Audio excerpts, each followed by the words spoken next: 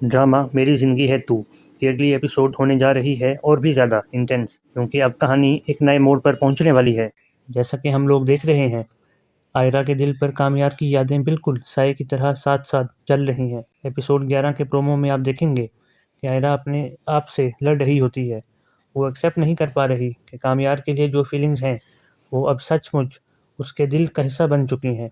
आयरा रात को डायरी लिखते हुए रुक जाती है और फिर धीरे से कहती है, मैं क्यों उसे भूल नहीं पा रही। इस एपिसोड में आयरा और फलक के दरमियान एक और गहरी कन्वर्सेशन होगी।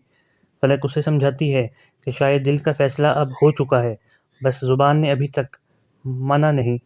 फलक फिर से इश्तियाक को सब कुछ बताती है और इश्तियाक पहली दफ़ा महसूस करता है कि शायद अब वो वक्त आ गया है कि कामयार और आयरा को एक बार फिर से सामने लाया जाए। दूसरी तरफ कामयार की दुआएं और बेचैनी दोनों बढ़ती जा रही हैं। प्रोमो में एक इमोशनल सीन दिखाया जाता है जहां कामयार अपनी दादी के साथ बैठा है और दादी उसे कहती हैं, बच्चे, मोहब्बत छुपाए से छुपती नहीं।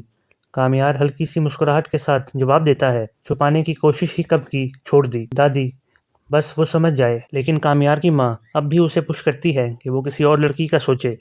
माँ के सामने कामयार की आंखों में जो दर्द है वो प्रोमो के सबसे स्ट्रॉन्ग मोमेंट्स होगा। अम्मी, मैं खुद को झूठ नहीं बोल सकता, आयरा ही मेरी ज़िंदगी है। और सबसे बड़ी ट्विस्ट, जब आयरा अपनी ड्यूटी पर ओल्ड एज होम पहुंचती है तो उसे अंदाज़ा भी नहीं होता कि कामयार भी वहाँ किसी काम के सिलसिले में मौजूद है। प्रोमो का क्लाइमैक्स इस पल पर होगा कि कामयार एक पल के लिए रुकता है।